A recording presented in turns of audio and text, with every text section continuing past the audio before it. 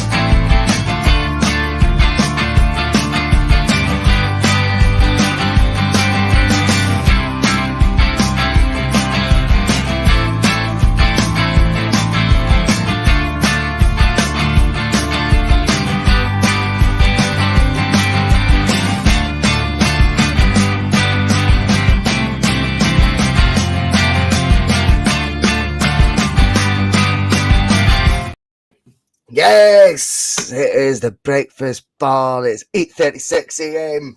What's the date today? 11th of January? Something like that. I'm a wee bit chippier than normal. We're getting there, getting the habit of doing this breakfast bar thing. I know we've been away a couple of weeks, but I psyched myself up last night, man. I was like, I'm going to do it tomorrow in a positive mindset because that's what it's all about, man. You know, January could be a struggle for folk, Johnny. You know, January could be one of those months everyone's like, the thought of going to work. So I thought I better at least try and put on a brave face. Do you know what I mean? Very good morning to you all who have jumped on the bus this fine morning. We're going to be talking transfers. Naturally, it is January. A lot more outgoings than maybe we first forecast. There's now this ongoing saga with Big Cho, as we've agreed to call him. And I wonder if there'll be any other strengthening that Ange is looking to do. There was also Holy Avata's press conference yesterday. No, I am not going to go down the road of saying I was in conversation with or anything like that, mainly because I wasn't there. But I've also, I've watched the presser now and I'm like, it really is just the same generic shite, every time, I didn't learn anything about him anyway. Johnny, good morning to you, mate. How the devil are you? Good morning, Russell. Like you say, you're very chipper this morning. Good morning, everybody on the breakfast bar. But yeah, I'm absolutely fine as normal at this time of the morning on a Wednesday morning, Russell. So. But you're getting in the hang of it now. You're starting to come into the real world. I think I'm growing up, mate. I think that's what it is, mate. I do my best work at night. I've told you. I do my best work at night. So many folk in the comments already as well. Do all that good stuff if you're in the comments, because we definitely need it a wee bit more in the morning shows than any other one as well. Make sure you hit the like button if you've not already. If you want to subscribe to the channel and get regular notifications when we go live, which is pretty much near enough every day. We took a day off yesterday. That was the first bus day off in over 2 weeks. So we're doing okay. If you want to do become a subscriber, of course it is free. If you want to become a Bhoycie'S Bus member, like the likes of Jim Dolan, like Big Kaiser, like Patrick McLaughlin, like Teresa Lyle, for example, all have, then it is totally optional. And there's a wee option below the video to do so. We've got David Logue about to join us as well, which means he'll be ready to talk in about 45 minutes once he's sorted his lighting, his microphone, his makeup. Just the usual with him, mate. It's not easy having divas on the show. I thought I was the only one. Good morning, David. How are we doing? Sorry. Sorry, you caught me getting my blusher on. Sorry. I'm doing good. How are you all? Aye, very well, mate. Very well.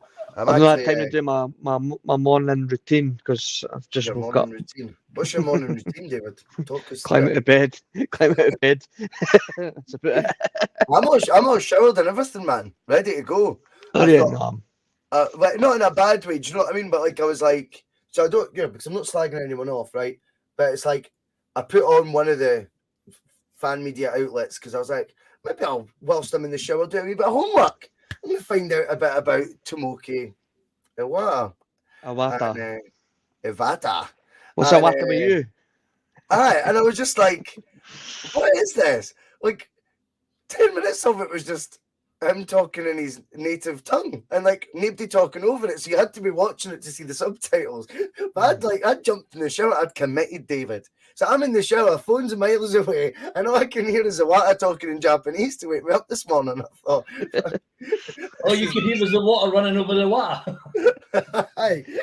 So I was like, I've not learned anything today about our new signing. But like, I know, I just feel as a lot what the MSM do, and this isn't aimed at any channel in particular, but I think they all now say, you know, we caught up with, we were in conversation with, we were in discussion with, I chatted too. All this nonsense, I'm like, that's not a conversation mark, that's MSM bile. Get that away. That's what the MSM would say. Just say, we went to Celtic Park and asked them the most generic question in the universe, like everyone else, because that's all we're allowed to do. And that would suit me better. We bit honesty in the world. But Well, anyway, it's a bit different when you say you were in the shower with the water. well, aye. Well, it's better to have the water on than off. But we will talk about the new signing. Johnny, he's versatile. I don't know. I've not got a nickname for him yet, but I'm thinking about Tank. Tank is in my mind when I look at him, right? So I don't know if it'll be Tomoki the Tank, something like that. We'll see how he does in a Celtic jersey. But he has got the big biceps. He looks physical. I think there was undeniably a need for Celtic. I know this can go two ways, Johnny. Sometimes you'll have people telling you, oh, no, but that's not Angie's type of player. Listen, all good squads have a recipe to get them, you know, to the perfect formula.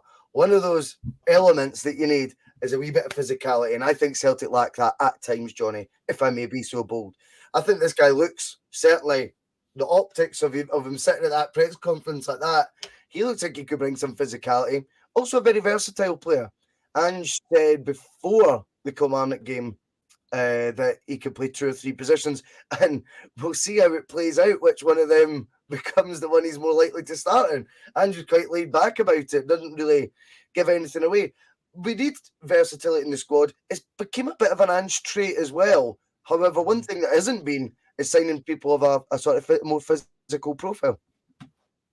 Yeah, I think every team needs somebody who's got that bit of tenacity about them, and I do think we lack that at times. We need somebody who can get wired in. I think it probably got shown up the most domestically last year in the semi-final against Rangers, where they outmuscled us and ran over us a bit in the midfield.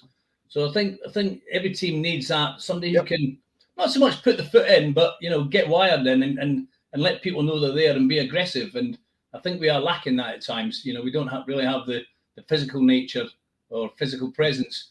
I mean, some of us thought, I think Abelgard was meant to be the man who was going to come in and do that, but all he's coming in is doing and carry the bibs. Aye. He makes me look like a heavyweight, Abelgard. I thought he was going to, I knew he was quite tall. I thought, maybe he's going to have that sort of imposing physical stature, but he's like a beanpole, isn't he, Johnny? Yeah. Well, from the very little bits that we've seen him, to be honest with you, I think if he walked past my front door, I wouldn't know who he was. What are you thinking about the versatility thing that was saying, though? Undeniably, he can play in a few various positions. Andrew's worked with him before.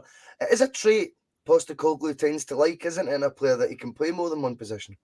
Yeah, because Hatati's the same, isn't he? He's versatile. We've had him playing at right back. There was talk about him when he first signed that he could play in at left back as well. He was described as a utility player. So I think Ange does like the guys that can flit about, maybe play 2 or 3 different positions in the team. That more than one way to skin a cat sort of way, pull a surprise every now and again, play somebody in a position that you don't really expect. And look at how O'Reilly fitted in quite nicely in the McGregor position when McGregor was out injured. So yeah, he definitely does like the versatility about players, and it's not a bad thing at all, is it? No, Johnny. I mean, I think definitely it's something that Ange looks for. He looks for players to be able to play a various number of roles within the team. It can't help that fluidity sometimes. You expect to see Ivata in a couple of positions before he cements his jersey in the Celtic team? Well, yeah, I suppose all I can go on is the little bits that I've read in the papers. I had a quick watch of his interview it was on the Celtic TV one, but like you said, it was just the usual sort of generic pish. I just want to come do my best for the team, win the league, make them successful in Europe, all the kind of stuff that you could have probably written the interview out before you watched it, to be fair. I agree with that. David, you look forward to seeing the big man in the hoops? Aye, sorry, I was double checking this one. Aye, I think it's going to be a great. I think it's going to be a great addition. By the way, I'm really looking forward to seeing him. He said one of his best traits that he enjoys as part of the game is the one-on-one duels. His favourite part of the game is stealing the ball. I think he'll slot right in really well. What I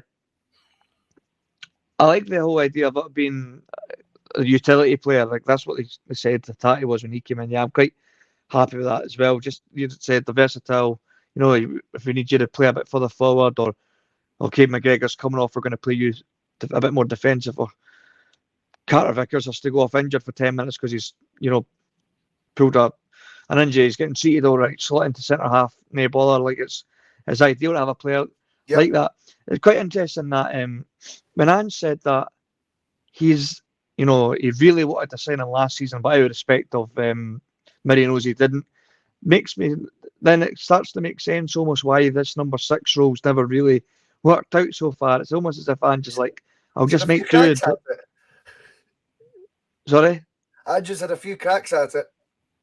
As I'm saying, yeah. It's almost as if like I'm not really overly bothered who you bring in for me. I've got this boy coming next year. I'm definitely signing. So if we've got to be stopgap at this Abelgard, all right, cool. We'll see what he's like.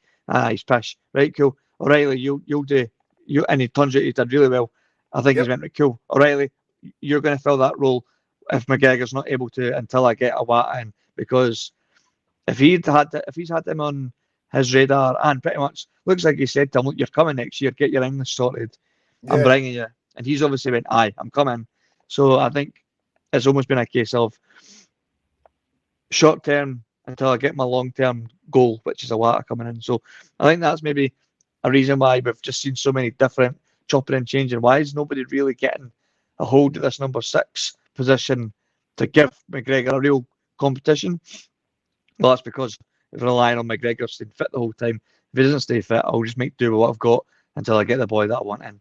So I think we'll see much more stronger competition now for that role, because he looks cracking. Best player in the Japanese league last year. Yep. And we've all been saying, I think Japan have proven a fair good point at the World Cup this year that they're not to be underestimated. Definitely. And if we're getting one of the boys that's the best out of their native league, who I'm pretty sure, am I right in saying a Tati won either best young player or player of the year for them for the J League last year? I'm not sure.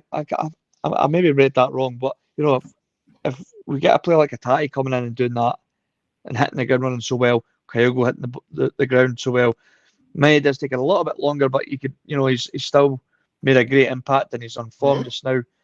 Japanese international, getting picked ahead of the rest of our Japanese players. There's no reason. There's enough evidence in the bank for me to say that he's gonna do really well. Also, if he's been the best player in that league that we've bought all these boys from. I agree. I mean, it's a happy hunting ground for us, Johnny, undeniably. David's putting quite a positive spin on that. I quite like that. That maybe the thing is with Ivata, I've been, I'm struggling with name pronunciations too early. But I wonder if that's maybe been the case, that this was the guy he's admitted he identified a year ago, albeit based on what I heard today, Ange stuck to his end of the bargain. The other guy didn't learn his English quick enough, David, because I didn't hear a word of English this morning. I've got somebody at the door, mate. Hang on a second. No worries, Johnny. I'll come back to you, David. But I mean, I wonder if this is a guy undeniably as well that Ange worked with before, actually directly, the same as Maeda. So it would make sense that he was one of his more primary targets when he first came in. And I think it's been documented as well that actually Maeda's who he wanted initially before Kyogo. So, and it just came down to availability. Managed to get Maeda the January, and it was going to be the following January for Ivata. I mean, that does, though, strike you as if they've been, two of the top targets since he came in the door, this guy is going to make more of a fist, Johnny, for that sort of holding midfield role, if you want to call it that. I know we don't necessarily start with a out-and-out holding midfielder, but with someone with that more discipline in midfield to allow maybe Callum McGregor's creative qualities to shine, it could be a bit of that, because I think undeniably Callum McGregor's went from a 10 to 15 goal striker to 4 or 5 goals a season. Do you know what I mean? Albeit it was a peach at Pataudry not so long ago, and a crucial one at that. But remember under Rodgers when he was 10 to 15 goals those couple of seasons, easy peasy. I wonder if with Ivata, if that was one of Ange's top targets initially, that we're getting now, he is indeed actually going to make more of a fist of this sort of number 6 role, as it's called now, than what the other boys that have been brought in that can play there have before.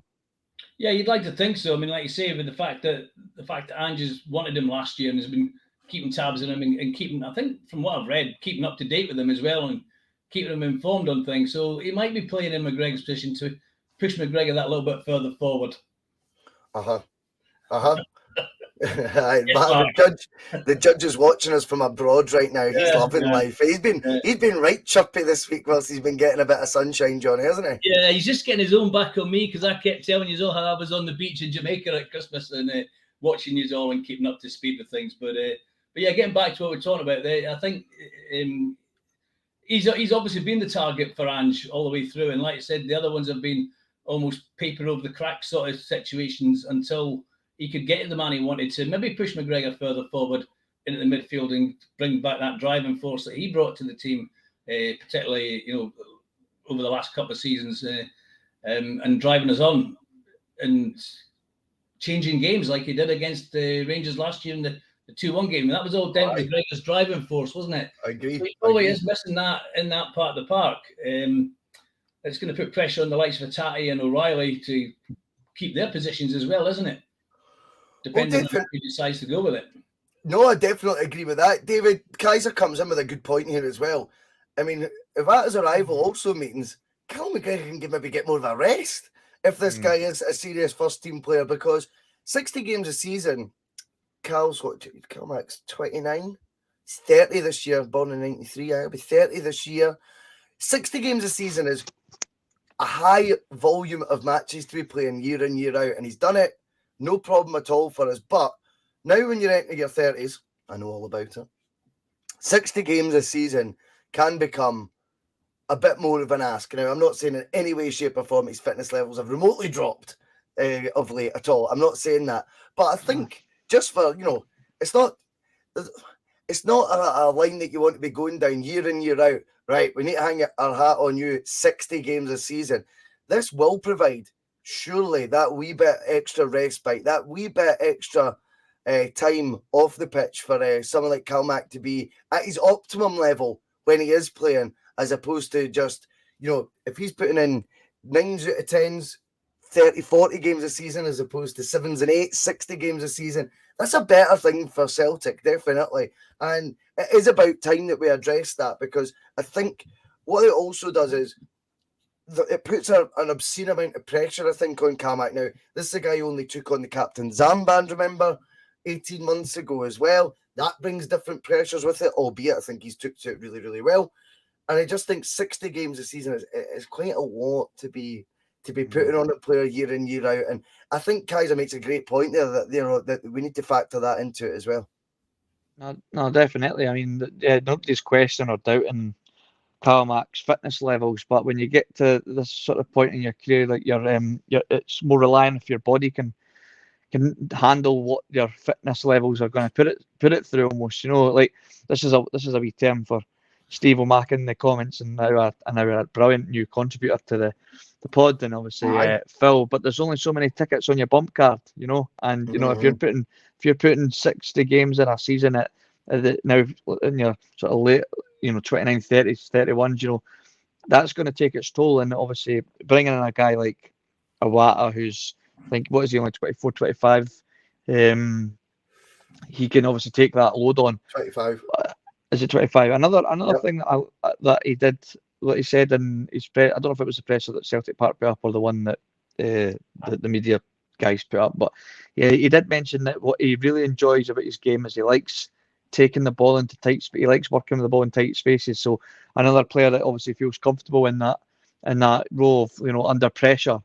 If the guys are coming in and closing him down, he can take the ball in these tight places, take a turn, find a pass, and play it on exactly what Callum McGregor's doing. So another reason we could maybe see McGregor getting to play a little bit further forward and using those skill sets that we know he's got in his locker a bit further on.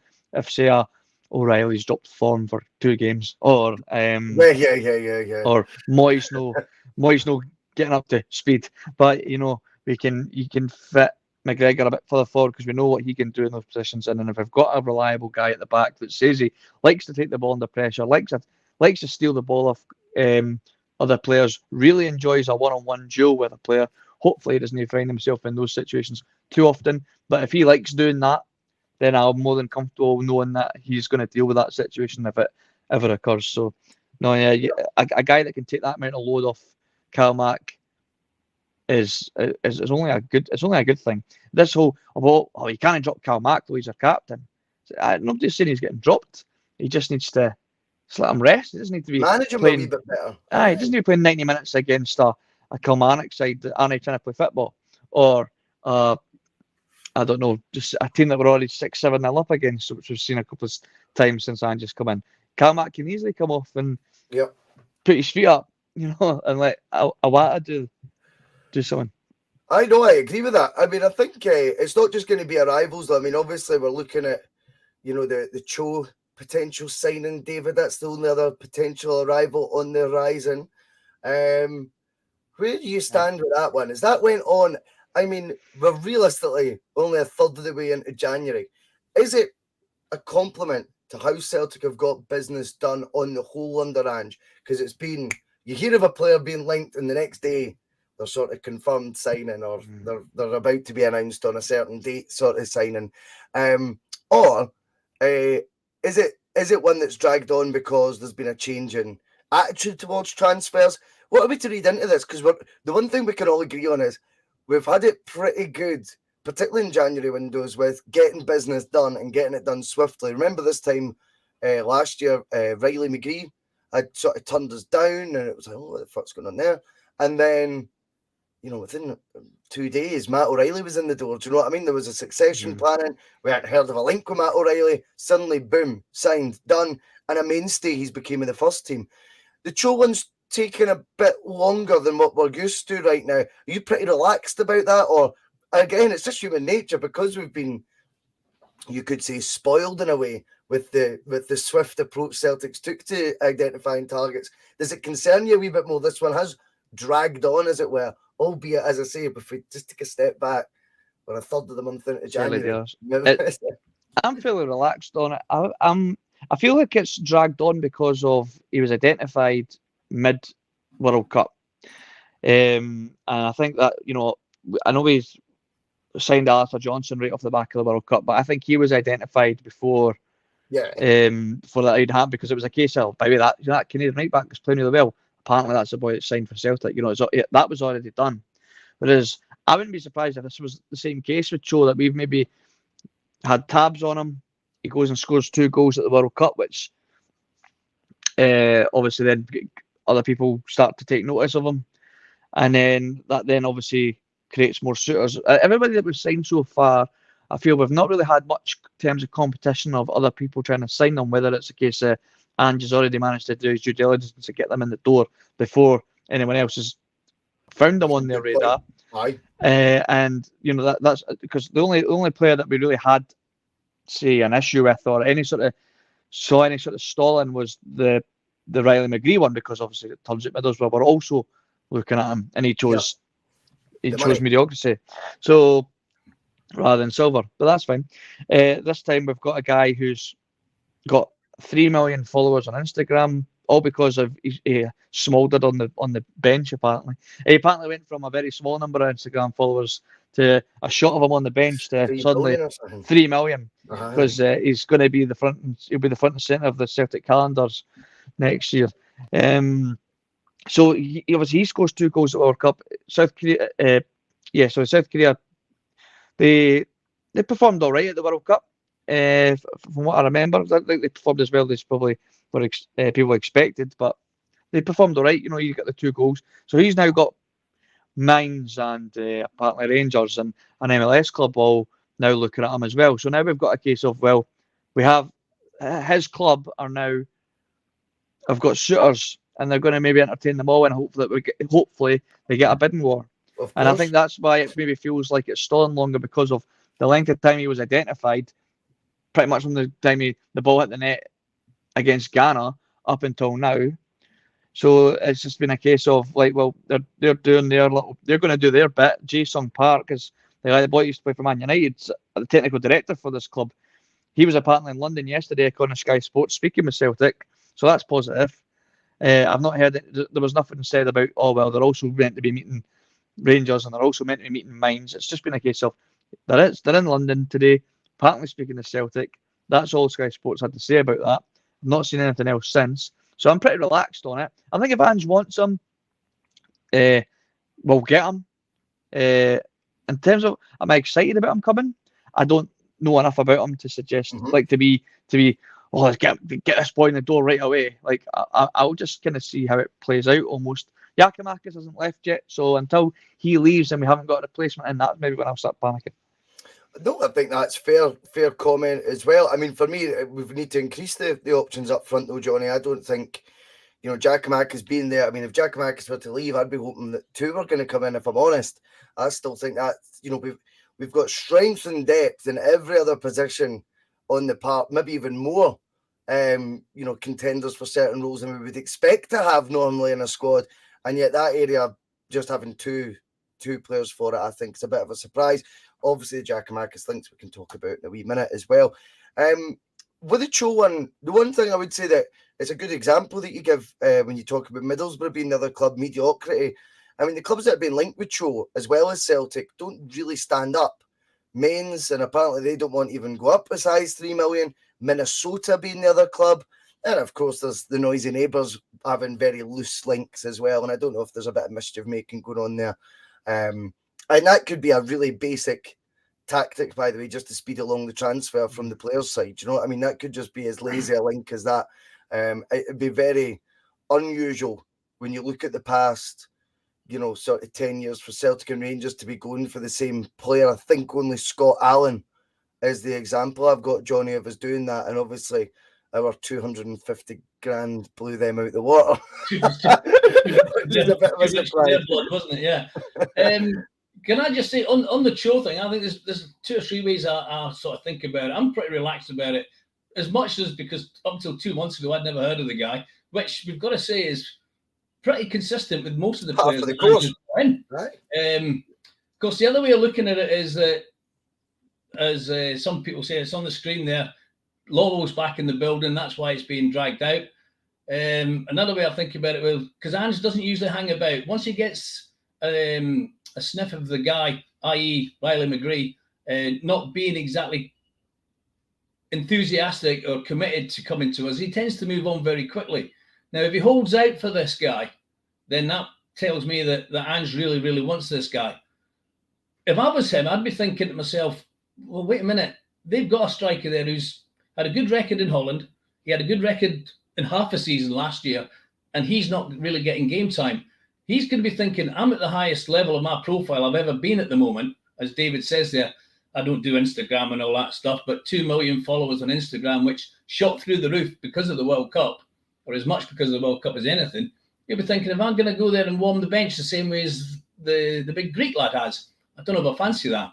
And of course, there'll be the bidding war. I think that's what they're trying to do, trying to get a bidding war. I think that Minnesota have been pretty much ruled out of it from what I've been reading, because he wants to go to Europe, or he wants to come to Europe, and he's been advised by, what's his name that used to play for Manchester United as the technical director? Jae-Sung Park. Jason Apache Clark, song. have been advised by him to come to Europe as well. So I think we can rule the Minnesota one out. I don't know about the German team, whether they're going to come back in, but apparently some interest from Turkey as well in him. But so I'm quite relaxed about it. And my attitude is, well, if we get him, great. And if we don't get him, well, I'm sure we'll move on to other targets. And we probably won't hang about in moving for them other targets. But I'm surprised if Ange is going to hold out for him the way he seems to be, then he must be really wanting him. Johnny, on your first point, I think it was Mark that brought up the judge watching. Always puts a wee bit of pressure on you when the judge is in the house. But he's obviously, making the tie-in with, well, Lawwell's back in the door. Suddenly there's fees. Now, the thing is, Mark could be right on that. He might just be being a bit naughty with it. But the thing is, that we spoke about this with his return at the time. This is what you've left yourself wide open to, Johnny.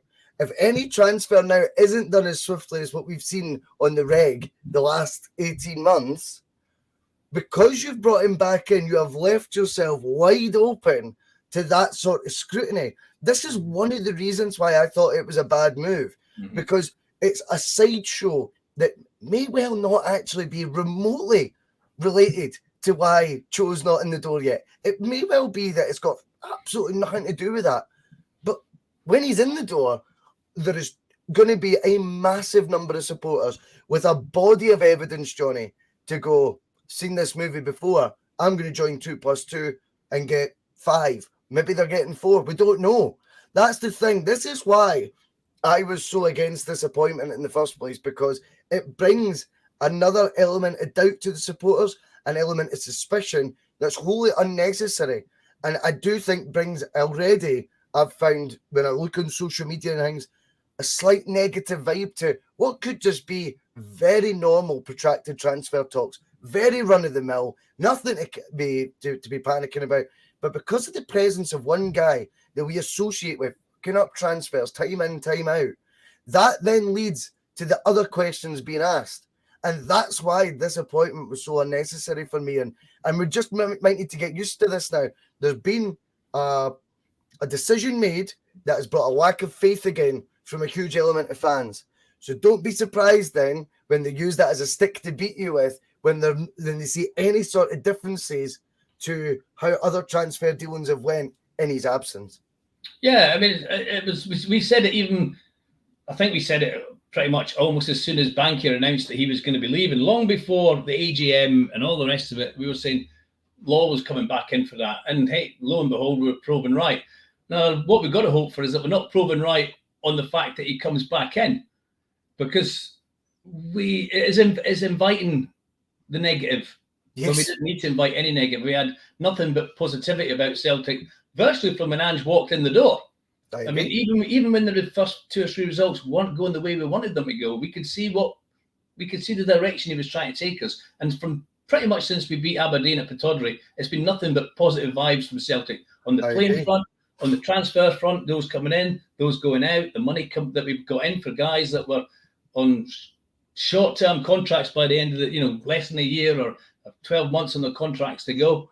And it's been nothing but positive. And it's a bit like going back to the ex-girlfriend who's messed you around 3 or 4 times and the whole family tell you, don't go anywhere near her, she's poison. But you still go back, and sooner or later they get the chance to say, well, we told you so. And we've just got to hope that we're not going to be able to say to Celtic at the end of the season or in 12 months' time, well, we told you so. Why did you go back there? I've never really known any of the chairmen that have been when they've been appointed. Bankier didn't have a clue who he was. Can't even remember who was the chairman before Bankier. John Reid, was it? Yeah, that's right. John Reid, yeah. Well, he caused a bit of controversy, didn't he? But not as far as dabbling and meddling with what was going on in the club and the transfers. But Lawwell, it was just putting a big target on their back. And that's what it is at the minute. And we just got to hope that they miss that target. That's where the fan media come in. They're getting to go and do these conferences. This is when they need to be sitting and asking, what kind of influence has Lawwell got on the transfer dealings? Ask the question. And do you think they're allowed to ask that though, David? That's the thing. I agree with you, by the way. Yeah, I generally don't think they'd be back if they asked that. And I think take one for the team. If you support your club, take one for the team and just ask the question. You might get asked to leave after that. Then, well, so be it. Yeah. So be it. Does it really matter? Does it really make a difference to your fan media outlet that you're not getting to copy and paste what everyone shares on Twitter anyway? So ask the question. I agree with you, mate. I agree with you. One thing as well, though, that's going to be now linked, rightly or wrongly, and I'm not trying to say it is to do with Peter Lawler. Right now, I would imagine he's not been in the door long enough to be causing this much havoc. But obviously, there was a hell of a lot of eyebrows raised with the talk of Monza for Juranovic. David, it seemed to die down a wee bit yesterday. Someone's in the comments saying apparently Anthony Joseph, Alan Woods, as he's saying, you know, Anthony Joseph, usually pretty reliable. He says, can't see Juranovic going for 7 million, as there is indeed a lot of clubs in for him, and he hasn't heard of a release clause, which I speculated could be the only reason why 7 million would suddenly be the price.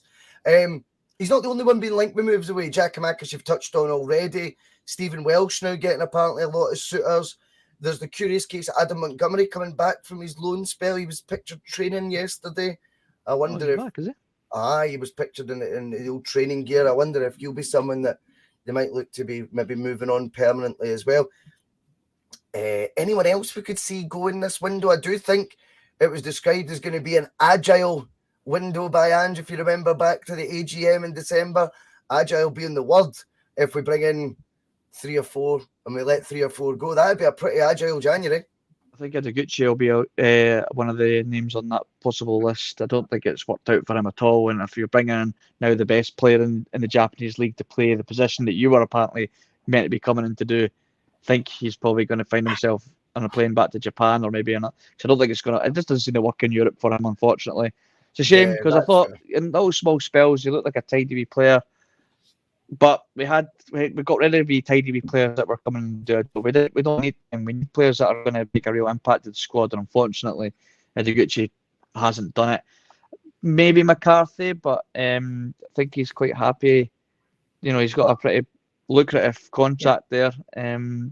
Also, what's his fitness situation with McCarthy? Was he not injured? So that might hamper any move away for him. Was he not injured? I think the 2.5 years left in his contract might hamper his move away even more, Johnny, to be honest with you. Well, you're not wrong there, yeah. In terms of other players, I think maybe some players that you'd forgetting, or even Scott Robertson, is that his name, the young lad? Yep. I think he might wasn't be away. happy with him, was he? He wasn't happy with Scott Robertson, David, because I think he'd said sign in the papers or something like that, and then Ange kind of pulled it at the media conference about 2 weeks ago. He says, I don't really think he should be going to the papers to talk about it, and he very rarely does that, Ange. So I thought, that's the door definitely shut on him. That's a good one to add to the list. NM says, David, Adaguchi, Abelgard, Welsh, he means obviously Juranovic. I think Giakoumakis, there's still strong links with him as well. That would be 5 exiting. We have got a very bloated squad. I mean, out of all those names that you've mentioned, Giakoumakis is obviously he's a big loss in terms of, like, he's one of our main guys, whether it's off the bench or the occasional start. Juranovic, I think we're all kind of at the point now where it's like, he's away and we're all right because Arthur Johnson appears to have come in and hit the ground running, and we've got a very able deputy in Ralston. So, you know, I think we've all kind of come to terms with Juranovic leaving, so nothing to really worry about there. So long as we get a reasonable fee for him, certainly not going to get the fee that I was, you know, trying to get a bite out of Mark for the 25 million. But I think we all nearly believed that at one point, though, David, did we not? I remember doing a show going, do you know what? I'm looking at the money bandied about to players for Norway, players for other leagues that are lesser than ours, and I'm going, maybe we should just be going, stand firm and go, look, he's a £25 million player and see what happens. He's got £11 million for Frimpong at the end of the day. Yeah, Frimpong hadn't done it on the international stage. Again, it comes down to it, and it's so strange now how much football's changed, because it used to be signing a 27-year-old was the perfect time to be signing a player, right? Now it's seen as, the Giakoumakis narrative, for example, David, seems to be, he's 27, 28 now, you can't really expect to get much of a fee much longer for him. It seems like, paying for potential seems to have a higher currency than paying for right here, this minute ability. Mm-hmm. Yeah, well, we got Frimpong, we got like 11 million for Frimpong, and he was still, 19 at the time? He's gone on to have an unbelievable career by the looks of it. I think he's going to be hitting the very, very top. He'll be a mainstay in that Dutch side before too long. And I don't think he made a single appearance at the World Cup, but he was in the squad.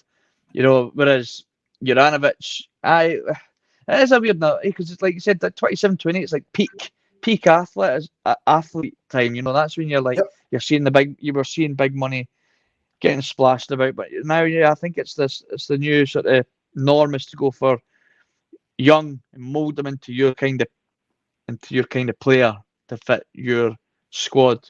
And then sell on for an even bigger fee if they manage to, unless they're already at a Man City or whatever. But yeah, it's 7 million. It did seem like when I read that, I thought surely no, that's got to be after they paid X amount for the loan, because it was talking about a loan fee first, going out on loan with an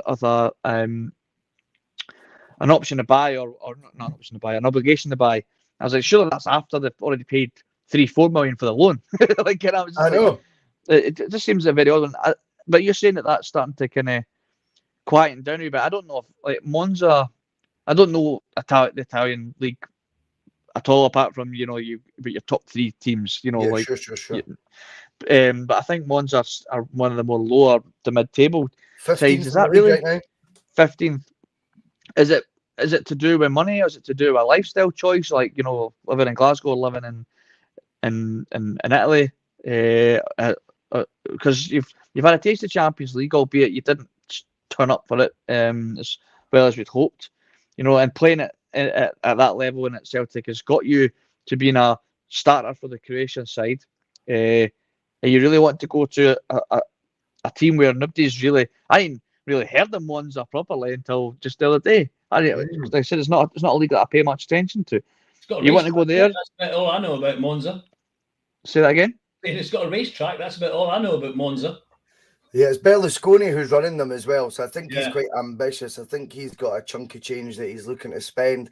I mean, again, like I say, the thing is for Juranovic in his case, I just feel that even if the Monza story does die down or whatever, I'm not convinced he's got as many options as maybe he first thought he did. I'm not convinced as well that he was banking, or his agent was banking on Celtic having the ready-made future number 1 right back signed in time for the 1st of January and already in the team, because that leaves him in a tricky place when you're looking at first team opportunities now being limited. Not again, obviously you could win that jersey eventually, but the competitions went right up through the roof now for that jersey, with 3 of them going for it. So he might have to spend more time on the bench than he thought he was going to at Celtic maybe before the World Cup. He probably thought he was a shoo-in to start matches.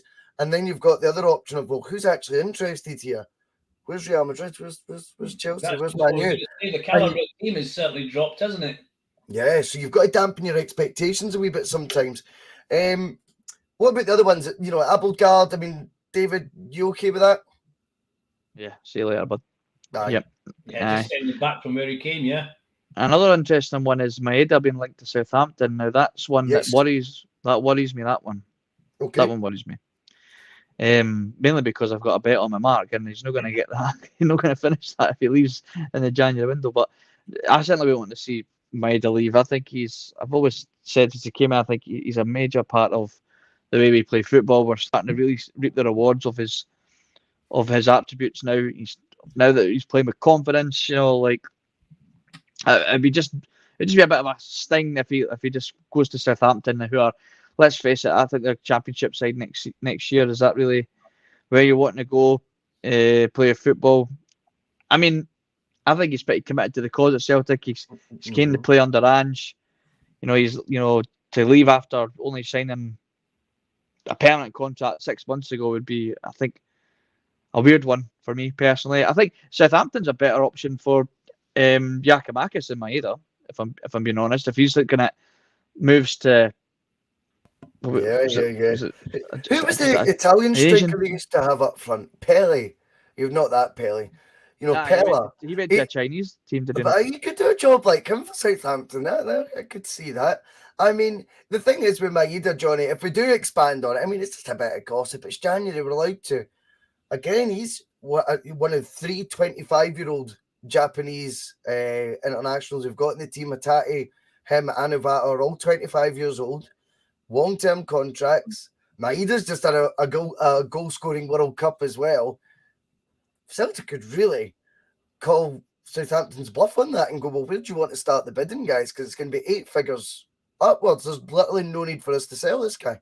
Yeah, I'm like David. I'd be gutted if we lost Maeda, and I'd be especially gutted if we lost him to Southampton, because they are relegation fodder. They're going down, and he'll be having if he went to Southampton, he'll have a new manager next season again, because they're going to sack that. What's his name? Is it Nathan Jones?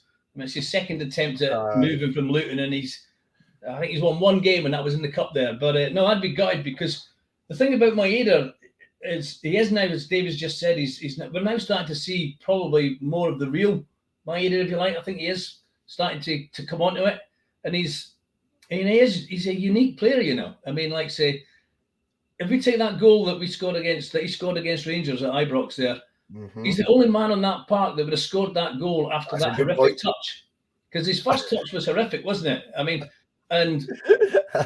Tavernier should have dealt with that. He should have put that in Rosed. But I think not only was he being closed down, he was being closed down by Maeda. Yeah. And he's so good that he shit it. And nobody else on that park that day would have made up that ground to recover that ball. And then the second touch and then the finish was just sublime, wasn't it? But so I think he's a unique player. He never stops. I mean, like, say, he makes a Duracell battery look weak. So he just goes on and on forever, and he never shies away from anything. He's one of these ones who will do something horrific 1 second, i.e. Hibs, and score a fantastic goal the next second. After he hit the crossbar. Shed never seems to go down. That header. He's brilliant. I think he's a brilliant player. He's maybe not the most technically gifted, but he brings so much else. He brings something to the team that nobody else does, I think.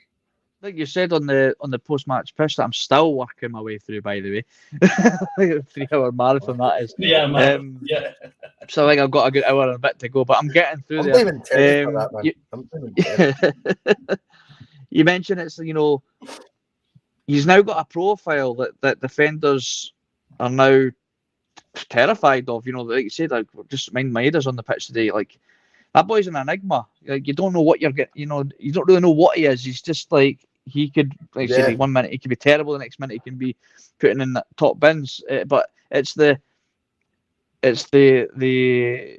profile of the player that he's got now that's putting people under pressure before the ball's even reach their feet. They're already under pressure, knowing that Maeda's charging them down, and it's not like, oh, it's a Celtic player charging them down. It's that Maeda, and he's very small, but he's I think he's pretty a strong boy as well by the looks of it. He's clearly an athlete. There's no getting away from that. He's a proper. I think Ange actually said on that open goal interview that he did, he goes, like, he is like next level athlete. Like, he could, in terms of his fitness, so very, very quick, very strong. So that all those attributes can put you under pressure to make a mistake before he's even got anywhere near you, which then allows our other attacking players to benefit from. So yeah, I really like him. I understand that it's a nightmare that because he's on form that we're having to almost move Jota over to the right, where he's like Terry touched on it as well. Like, he's not the same. He's still a very good player, but he's not the same player as he is on the left. But then I could say the same for Maeda. If we stick Maeda on the right, I don't think he does the same either. Like, it's a case of how do we fit them both in the team? If that's the best option that we've got, then I'm quite happy for it to go forward. It's just popped in my head the other night. I seen it was a post on, I don't know what sports site it was, but it was their Facebook page that shared it, and it was the top most valuable players of each country in Europe, and it was just a picture of everybody, and apparently what their valuation is at the moment. And right in the corner there, it was Israel, and it was Abada was the top, apparently the most highest profile player from that country playing in Europe at the moment is Abada. So that's another one. I'm like, I hope not too many people have taken notice of him, but it's another player that's difficult to. And obviously, he's not been linked by anybody. By the way, I seen it the other day, and it just kind of intrigued me. I was like, wow, we're sitting on the arguably the most expensive player that Israel have to offer right now. I'm surprised nobody from down south maybe tried to put a cheeky wee bid in there or There's any been link. the odd link, though, isn't there? There's been the odd link. I think Crystal Palace were linked at one point. I think Crystal Palace were linked at one point with a bad. I think he's got a bit of a reputation, Johnny. They know that this guy that Celtic have brought in, I think, because you need to remember in terms of what we've paid out when we've brought in a few players from Israel over to Celtic over the last sort of decade. He was substantially higher, Johnny. Do you know what I mean? Because he was about 3.7 million, if my memory serves me right, which I know, again, I'm not going to be a hypocrite and say that's loads of money, because I don't think it is a lot of money in 2023. But in terms of going to that sort of hunting ground that we've done a lot of business in before, he was substantially more than what we paid for other players. And obviously he was only 19 when we signed him. So when you combine those two, and we're talking about you pay more for potential these days than actually what you can bring to the team. I think someone like Abada right now, we could slap a daft price on him. We're certainly not going to be chasing him out the door anytime soon. As David says, the links have been few and far between. There was another one coming in very quickly as well from Irish Rebel. I think he's posted it a couple of times, so we will entertain it. He doesn't like talking bad about Celtic players, but can you three gents have your opinion on James Forrest? He feels it's time for him to move on. Johnny, I'll just quickly say as well, I think on that one, for me, the homegrown rule makes it impossible for us to be letting guys like James Forrest go. When you look at the signings Ange's made so far, I've touched on it before, he's not looking, within these shows very often. He's not looking at the Scottish League very often. All our players are coming from, far and wide around the globe. We need a certain quota of homegrown players for the Champions League till next year. James will be on a decent to modest to decent contract at Celtic. It won't be something that's breaking the bank.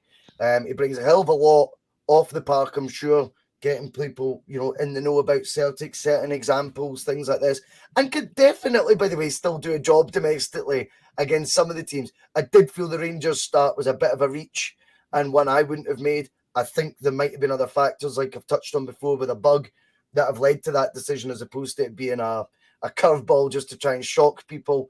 His performance certainly didn't merit the start, but I think when the other factors are included, you can see why. Let's not forget he scored a hat-trick this season as well domestically, so he can still do it, against maybe the other teams.